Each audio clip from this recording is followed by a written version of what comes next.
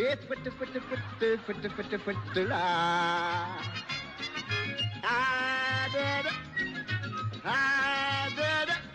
Et fouette là. On refrain avec moi. C'est quoi ce son? C'est Bourvil, en tout cas. En tout cas, ça nous a permis de faire un petit peu de sport, après ce que nous disait Brigitte Fanny tout à l'heure. On démarre avec une idée de sortie totalement insolite et inédite qui devrait nous intéresser tous, hein, j'imagine. Il s'agit d'After Work. Vous avez des sorties d'après le boulot, quoi, en fait. Exactement. C'est ça. Et aujourd'hui, on s'intéresse à... On s'intéresse au monde hippique, en tout cas à l'univers des courses hippiques et du cheval. Et en tout cas, on va à l'hippodrome de Vincennes. Alors, ce monde, il est perçu comme relativement fermé. Oui, en tout cas, joueurs, voilà, exactement. etc. Les joueurs d'un côté, comme vous le disiez, ou de l'autre côté, les propriétaires de chevaux. oui. Donc voilà, c'est un monde un peu fermé, un peu isolé. Là, ce que je vous propose vraiment, ça va être de le découvrir en afterwork. Alors, l'afterwork, c'est quoi? Vous le disiez, sortie après le boulot. En général entre collègues, à partir de 19h, c'est des soirées qui se passent tôt. Alors la tendance des after-work est de plus en plus prisée, on a de plus envie, on est de plus en plus en demande de nouvelles suggestions culturelles et puis de nouvelles sorties. Alors soit on sort en mode, on boit un coup avec modération entre collègues, soit on prend vraiment une proposition clé en main, comme ce que je vous propose aujourd'hui, c'est-à-dire un after-work où on va découvrir le monde hippique, entrer dans cet univers un peu fermé, assister aux courses, assister, par exemple, visiter les écuries, qui normalement ne sont pas du tout, évidemment, accessibles au public. Nous, on a testé, en tout cas, je vous propose de mettre le pied à l'étrier. Regarde. À cheval.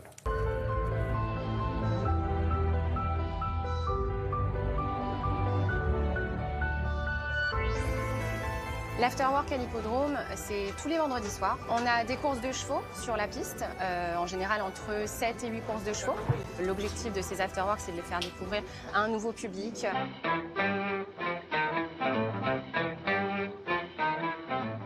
Alors moi je suis l'animateur des afterworks. Une de mes missions c'est de simplifier, d'expliquer très rapidement ce que tel terme signifie, ne serait-ce que par exemple un sulky. C'est la charrette qui est derrière le cheval, mais il faut le savoir.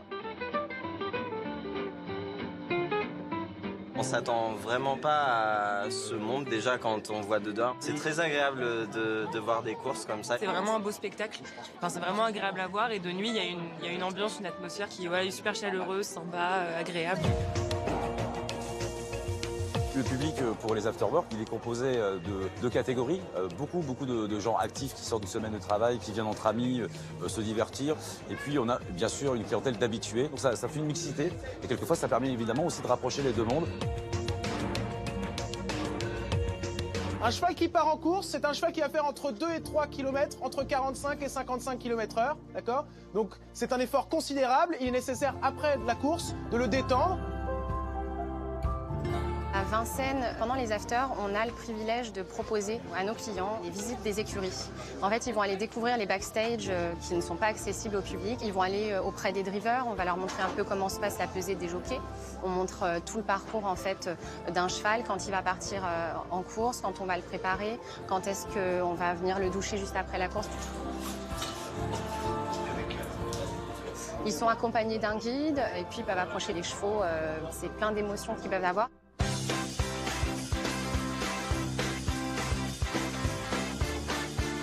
Cette piste n'est pas plate, il y a un dénivelé de près de 7 mètres entre la partie la plus haute qui est ici et la partie la plus basse qui est de l'autre côté.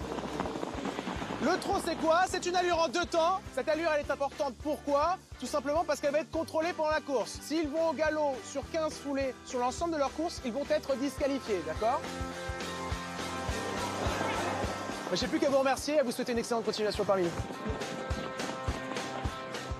Voilà, et on peut y aller plusieurs fois de suite parce qu'il y a plein de choses à apprendre là-bas. Sans Évidemment. être addictif au jeu, etc. On apprend plein de choses parce qu'en fait, on va vous expliquer, il y a quand même un jargon, un vocabulaire. Dans ce milieu-là, on va quand même apprendre beaucoup de choses de manière ludique. On va se promener, on va se balader. On va être avec des gens qui se maîtrisent très bien et puis qui se mélangent avec d'autres gens qui sont complètement novices. C'est jusqu'au 8 décembre, c'est tous les vendredis soirs et c'est gratuit. Je ne peux pas vous dire mieux. Vous avez vu la tête qui fait Frédéric à côté, il est très étonné.